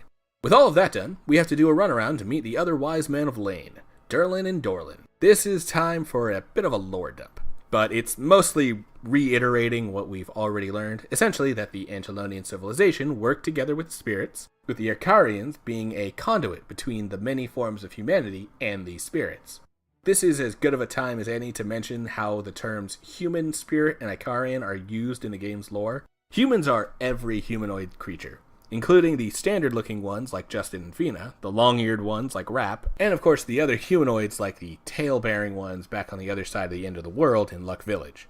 Spirits are like a natural and mystical phenomenon of the more magical side of the world, rather than the souls of dead people. Think more yokai/kami status, rather than the underworld. Finally, the Icarians are a conduit people with humanoid forms and wings that can channel the energy of spirits from the Spirit Stone. That's how Lean can be one, even though she looks like a normal girl. Alright, lore dump over, we've run into a roadblock, as the third wise man is missing part of his head. Yep, a literal chunk of his brain is actually missing. It's in one of his horns, and we need to head to the abandoned Lane village and find it. And this is what the abandoned village looks like. Yeah, it seems this is why Milda mentioned that she had a reason to investigate the Tower of Doom, even though it's on the other side of the continent. Turns out, whatever caused the petrification in Cafu has had an even more severe effect here. Pretty fucked up, but I do love the design, for most of it. Like, these houses that warp across the dungeon and cubes that fold and unfold to reveal the path forward. It's pretty neat. Then we get to the tentacly part. Of course there has to be a tentacly part. And wait, what's that at the heart of this place? Is that another Gaia battler? I mean, I mentioned I would like to fight him again, but I didn't expect to get that so soon. Still a neat fight, but it's basically the same as before. 9 out of 10. Still fun, but not too big of a fan of repeating fights too many times. Although, it's pretty forgivable for being thematically relevant. Well, with Dorlin's horn, we can go back to him and start to get more lore dumped on us. This is where we learn that Liete isn't an Icarian, which is what Justin had been assuming before. But she's the High Priest of Alent, one of the most notable religious figures in all of the ancient Angelonian civilization. Dorlin is also revealed to be in love with Liete and sends us to go discover the key to find her. He's back in Zilpadin, in a set of ruins under the fountain that acts as the central fixture of the city. However, while we have a heading again, the time has come. The single worst moment in the game. This is when it all goes sour. This is when Milda decides to stay behind with her husband. I could be as good as him, Milda. I might not be hung like a bull, but oh, right. Never mind. Enjoy yourself, Milda. Get absolutely destroyed by your man. A lucky bastard. So, back in Zilpadin, we try getting into the ruins below the fountain that Dorlin told us about. However, the water level is too high to access it. But fortunately, we're found by a young Moge girl named Gina. She tells us to go to the Moge Elder and get him to let us into the ruins. Heading over to the Elder's house, we find an old friend. I haven't really mentioned him before, but we've met this Moge twice. From the very first time we meet him, we learn that this is what he sounds like. Let's see. I took some medicine to Dr. Alma, but it's not nearly enough. Gonna have to make 2 trips. But you know, everyone gets better with my medicine. Just warms my heart and fills my wallet. And his name is Guido. Considering that we're like more than a decade removed from the heyday of Jersey Shore, I don't know if this is considered derogatory or not. For safety though, from here on, I'm gonna go ahead and call him my Moge friend, because I'd rather avoid his real name like the fucking plague, thank you. Love you, my Italian-American viewers. Alright, that out of the way, we tell my Moge friend here that we want to find Alan and defend the world from the troubles we've seen with these Gaia creatures. In fact, he's so impressed with Justin's answer that he drops these fuckboy eyes on us. Seriously, if I was a furry, that portrait would have earned a wiggle. Good thing I'm not, and I can move on from this. With that, we confirm ourselves as worthy of uncovering the knowledge of Angelo, something that apparently the Mogai have been protecting for centuries. So, we are finally allowed into the Zil ruins, and get our new Moge friend as our fourth companion. He's okay, but not as useful as Milda in combat. The dungeon itself is relatively short, especially compared to those optional dungeons we did earlier. However, it doesn't exactly end here. Then again, what the dungeon lacks in length, it makes up for in narrative power. First, we find the Medal of Knowledge, something that our Moge friend reveals is the partner to our Medal of Wisdom, and was trusted with the Moge when they descended to the land from the sky cities of Angelo. Then, we run into the Garlisle forces. Buckle up. This is the start of a very long experience. To start with the sequence, Ball takes Lean to some mysterious room and uses her Icarian powers to activate the ruins themselves. At first, it makes things shake a bit, but it really kicks into high gear when we find Mullen, who nearly captures us on a bridge. While we're here, Ball forces Lean to bring these ancient golems to life. They're a human-made defense force made to fight something from ancient times. Wonder what that could be. Oh, and thanks to this wide shot here, we can see that the golems coming to life in this cutscene drops 9 Garlisle soldiers to their deaths. Surprisingly fitting to see the supernatural Jewish superhero kill a bunch of Nazi soldiers. I mean, they drop a lot of people who don't die too, but these are nameless soldiers. We can probably assume that they're dead, even if Justin and the others aren't. Hell, even Mullen makes it out of this one. No matter the struggles though, we manage to get away from these golems. And then get caught by these golems! But wait! Fina has unlocked her orbital laser attack that immediately wipes out all of the golems as our whole party falls into the endless abyss below. But hey, what's 1 mile-long fall into the pits of hell for an anime pro tag? Rub some dirt in the wound and walk that fatal drop off. See, even Mullen's still fine, and he's a total dick. Did nothing to save Lean from being dragged away by his clearly evil father, and is now sending us up to take care of his dirty work for him. Also, turns out that in all the falling and getting separated, Fina got captured by the Garlisle forces. Seems like they want her because of whatever that green light she used to destroy the golems was. And Mullen's like, you take care of it. I have to go get ready to instigate a mutiny. But not until it's basically too late to stop Ball from being evil. Come on, Mullen. We were supposed to be bros. You're really letting your predecessor down. Unfortunately for Justin, he's too late to save Fina as she is dragged onto the Grandeur, the dreadnought that the Garlisle forces have been using as their mobile base of operations up until now, and the whole thing is flying away. Fortunately for Justin, our Moge friend came prepared and brought us a new friend! A flying fucking manta ray! I'm gonna name it Monty. He's Monty the Manta Ray, he flies around to save the day. He's Monty the Manta Ray, and we'll be best friends forever. Monty! No! Ball, I'll fucking kill you. Out of the way, bitches, I'm coming for your master. Damn you, Ball, Spirit Stone, fuck your Spirit Stone! This is for Monty! Burn, you piece of shit! Burn in hell! Well, things might have gotten a bit heated there. Sorry. Now, where was I? Oh, right, I'm falling. Shit. Fina, a little help? There we go, that's better. Fina's flying us to safety with her wings. Wait. Fina has wings? When did that happen? Neat. Wait, is that in the distance? Is that Monty? My boy's back! Oh, happy day! Okay, next course of action. Where are we going? A couple places, really, but let's start with back to Lane. where we're given another lore dump. For one, we're told that the Medal of Knowledge we earned back at the Zil Ruins will let us into Alent, the portal to which is apparently in the mountains right behind Lane. Yep, the way to Alent was in the people's backyard this whole time. But we needed to prove ourselves as not only being worthy adventurers, but also to prove Justin as the fabled Chosen One who would one day return to Alent. We also learn a truth about Icarians, that they are always twins, which is why the giant statue we saw earlier in the Twin Tower had 4 hands. It was to represent each of the Icarians born as a set of twins. With all of that lore finished, it's time for us to finally head to Alent through the Rainbow Mountains. This is where the Ghibli inspiration is about to finally hit its apex. After fighting our way off of the steam-powered, flying dreadnought, we're going to ascend a rainbow bridge up to the lost city of Alent.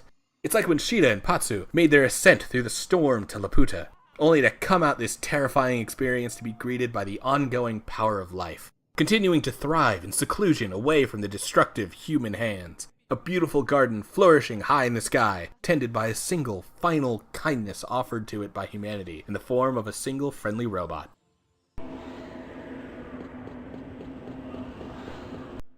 Yeah, no. Alent is not Laputa. Even if there is a bit of a comparison to be made between them, with an ancient civilization powered by an ethereal stone that one character has in their possession that leads them to a floating city. But this is desolation. What always follows the end of a civilization when its people are long dead? Silence. Silence and the ghosts of fights fought long ago. I don't really have a problem with these repeats, since they're at least thematically interesting. Reflections of what we've already run into. As if to say that Alent had been testing us all this time, and we've now reached the final test before the place allows us to reach our final destination. To meet Liete. One of many. Honestly, this one is a weird twist that doesn't really make a whole lot of sense, because it isn't fully explained. These other Lietes are all a bunch of projections of the main one, and it seems like we may have been talking to projections of her in all of the other ruins up until now. She also dumps some extra lore on us. First is that she is in a never-ending cycle of life, where when one Liete dies, their life is recorded in a tablet and a new version of her is created with all of the knowledge she's gained over those many lifetimes. These are also color-coded, red for a happy life and blue for a sad life, with most of them being blue. In fact, all of them since the destruction of Angelo have been blue, because this led to the creation of Gaia, the main monster behind the Gaia battlers and these destroyed villages we've been encountering on this continent. Also, in that time, Liete has been acting as an observer of the world in the centuries since the fall of Angelo. She also notes that Gaia was created when a human heart full of greed tried to interact with the spirit stones that only Icarians can manage the power of. That darkness warped the spirit stone into Gaia and threatened to destroy the world. It is also revealed that the last time an Icarian stopped Gaia, both twins had to use their powers together and it destroyed them to do so. But there may be clues to the truth of the power needed to defeat Gaia in the Spirit Sanctuary. Finally, we also learn that Icarians are always born as a single set of twins across every generation. But none have ever held the power that Fina showcased back on the Grandeur.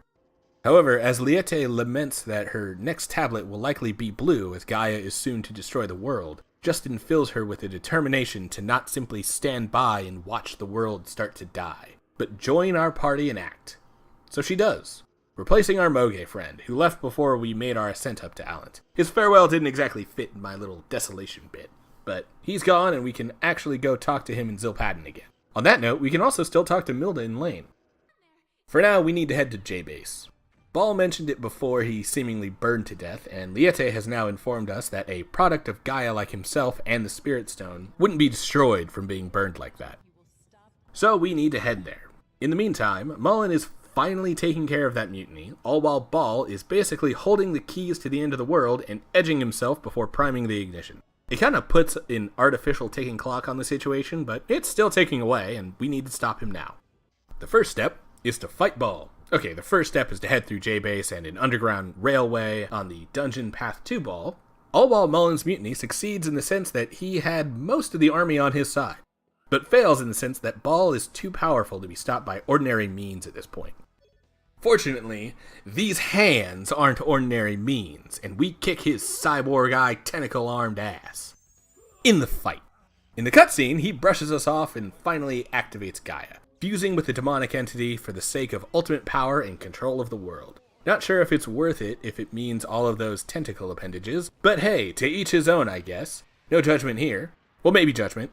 He's going to kill everyone he can and hold his tentacle boot on the necks of any who manage to survive.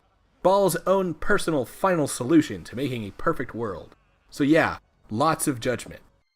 As all of that nonsense happens, Lean uses her magic to protect us. Then we all wind up on the Lion Lot, carbon copy of the Grandia, but this time it's purple.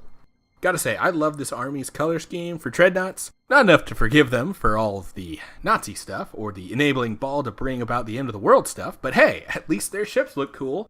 That counts for something? Well, hopefully the ship designs count for something, because I'll tell you that the Garlisle Force's weapons don't count for shit. Not against the giant tentacles erupting from Gaia now that it has fully awakened. Yeah, this is the moment where Grandia goes from emulating Castle in the Sky to Nausicaa of the Valley of the Wind. And not the fun part, riding the glider over the beautiful valley filled with grass, wind, and life. We're in the endgame now, bitches, and shit's about to get real. Specifically for Zilpaden, as all army intelligence appears to indicate that this is Gaia's first target. We head there and are immediately shown how powerless we are in the face of Gaia's true power. Giant tentacles immediately shatter the walls of the cities. Monsters infected with Gaia's presence form an assault force that shreds through buildings and starts slaughtering the population.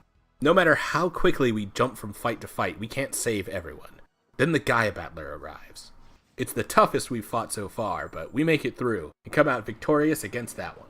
The other dozen that follow behind it, even if the Garlisle forces would bother to help us, Justin's party isn't up to that task. Although, Fina and Lean might be. With the power of an Icarian, the group manages to survive for a time. Then Gaia unleashes its most insidious attack yet. A pulse that washes over the bustling, frantic city of Zilpaden and leaves behind only still statues, with nothing but sand to blow over what used to be one of the largest cultural hubs in the entire world. Erased and frozen in stone in seconds. Even when it looked like we might have won, by a random blessing of fate, Gaia steals it away. But Lean understands what it is that will save the world. So she does what she can. She declares her love for Mullen, she puts her trust in Fina's power of caring, and she gives the rest of us our most precious resource in this fight. She gives us time.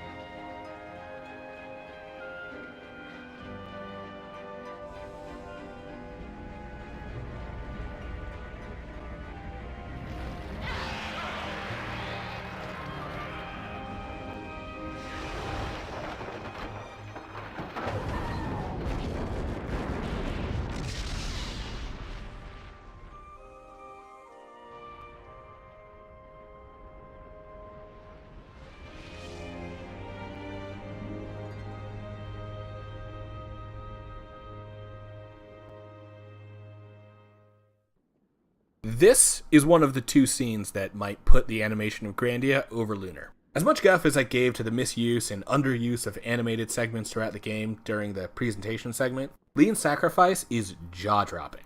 Between the cold silence that prefaces the main attack, the contrast of Lean's light blue color scheme with the harsh red machines of war she stands on, to the visceral carnage of Gaia being sundered from the inside, this is every bit as incredible as the Vayne vs. Grindery or Lucia vs. Zophar. A spectacle that is one of the reasons I long to see more animated sequences like these in games, no matter how different they might be from the in-game graphics.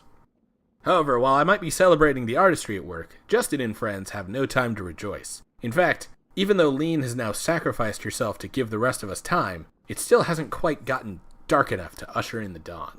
That happens when Mullen takes Fina with him, asserting that only by working under him can we hope to defeat Gaia. She's reluctant at first, but Fina goes, ready to sacrifice herself the same way Lena already has.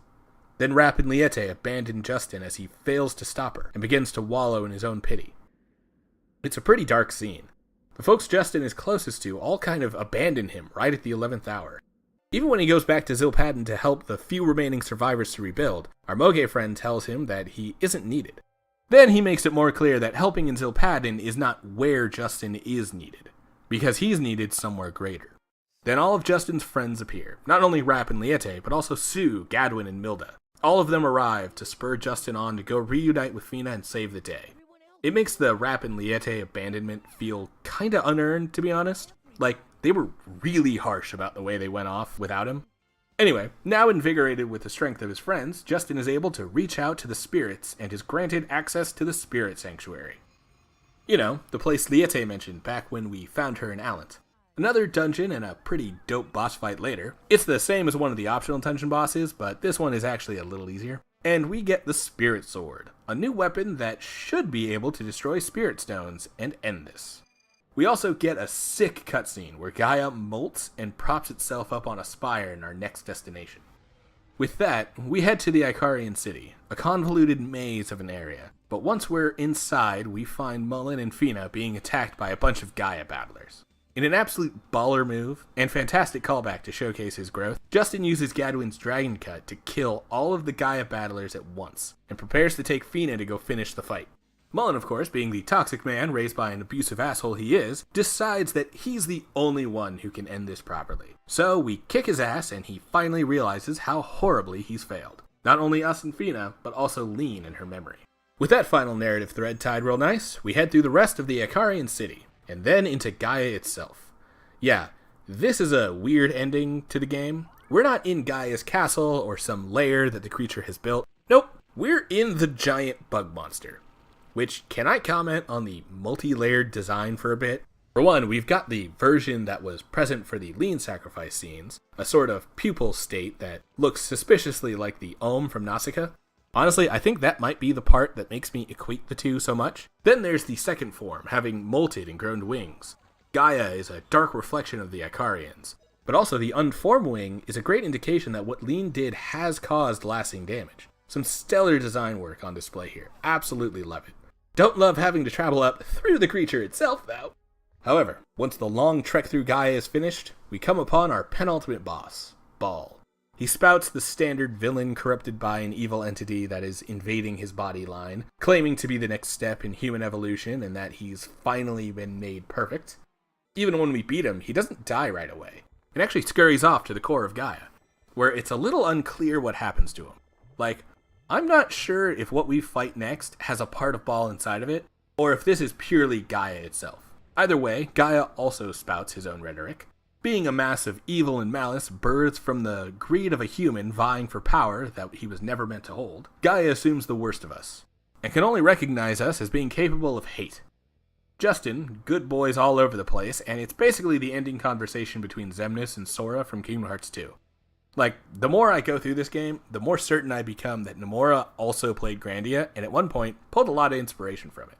Anyway, Ball is more of the final boss than the Gaia core is. It's actually kind of funny to watch back my footage and see all of the extra care I took to fully set up for the Gaia core fight, especially after barely making it through Ball. I even made a save state in case I died here, so I wouldn't have to get through that other fight again. And then I beat Gaia so hard that none of my characters even got below half health. Quite the victory lap. Then, finally, we take the Spirit Sword and destroy the Spirit Stone that is powering Gaia in the next room. The deed done and the villain dead, our heroes find themselves on a hill, watching the monstrous Gaia transform into a tree that rains light and life onto the world.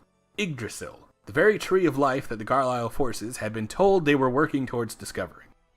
As the light falls, the petrified people of Zilpadin are returned to life, and the party celebrates their complete and total victory. And as an added bonus from the spirits, thankful to be rid of Gaia themselves, they revive Lean, who gets a final loving embrace from Mullen before the scene fades out. We're ignoring the fact that the Japanese Sega Saturn guides claim that Lean is 15 and Mullen is 23. I mean, we shouldn't, and he should be arrested, but for some fucking reason, this is the happy ending. Oh, and we also get a little epilogue with a now 18-year-old Sue heading to the pier in Parm to greet Justin and Fina as they make their first trip back to Justin's hometown. And in tow are 5 kids that look identical to their parents. We don't see Justin or Fina though, so their adult versions remain a mystery. And yeah, end of story. Happy endings all around. I said it earlier, but it's worth reiterating that I love this ending. I know it's a bit cheesy, having every single character's storyline wrapped up with a nice happy bow, but like, sometimes I want folks to be happy, you know? It doesn't fit for every story, but with how lighthearted this adventure had been right up until it started going heavy on the Gaia part of the narrative, I think it totally fits to go super light for the ending. Dark stories can be fun too, and they're often elevated as being more adult, which can lead a lot of people to interpret even more lighthearted stories as incredibly dark. But sometimes, the best case scenario is exactly what the heart needs. Welcome back, Storyiverse folks! We're back to talking non-specifics here, and it's time for me to give my full thoughts on the game, I guess. So, not to bury the lead, I thoroughly enjoyed Grandia. As much as I continue to compare it to Lunar or other similar RPGs, Grandia is a quality experience and deserves to be lifted out of the shadow of its predecessor. Is it better than Lunar? If I could trust myself to be objective, I think I'd still say no. But it's very difficult to put my own feelings for Game Arts' previous games aside. So take that with a hefty grain of salt. That being said, I'd still put it above some other contemporaries from the same time period. For those of you who've stuck with me through the story segment, I hope it is clear that I enjoy the story and that I love these characters. The writing on display is fantastic, even if the actual plot doesn't really get started until the second disc. While my excitement was personally starting to wane by the end of my 60-hour playthrough, I still think Grandia has one of the more impressive combat systems from an era of players and enemies standing on 2 sides of an arena and taking turns to slash at each other. Honestly, if I wasn't trying to get this done for a video and had infinite time, I probably would have done the final secret dungeon and grinded up all of the magic before heading into the final boss. Trying to make video content adds a very specific pressure on time-demanding games, so with this format in mind, my own lack of patience is something I know I need to take into account for these longer games. So where would I rate Grandia on my must-play, give it a try, meh, give it a pass, and kill it with fire ranking? I'm a little torn, because retro RPGs are such a niche interest, but that in mind, if you're a fan of the genre, then I definitely give this a must-play. It's a wonderful game from one of my favorite developers, and absolutely deserves to be held up among the best PS1 era RPGs. Also the Sega Saturn era, since that's what the game originally launched on. As for how it holds up in the Retro Respect series, I'm looking at keeping an ongoing ranking list updated as I do more of these retrospective videos. That means that I'll be taking the controversial position of deciding which game is better than others. And for the 2 I have in this series, no, I'm not actually counting the Kingdom Hearts 3 video as part of Retro Respect anymore, I'm going to have to put Grandia above Evergrace. I might be a FromSoft fanboy, but Game Arts makes everything that my little nerd heart has always loved. And I can't wait to start checking out even more of their games. But hey, that's a story for another time. See you soon. Hey, thanks for making it to the end of the video. Honestly, I really do appreciate all of the people who've stuck around and been watching, especially as I start to dive into these longer retrospectives. We love games here at DevBox, we love talking about games, and we love sharing older games that have influenced our favorite parts of the industry. And if you want to support that work, then head over to the Patreon link in the description and consider supporting us. Every supporter gets their names on screen in the outro, and patrons who support $5 or more get their names shouted out like Azul.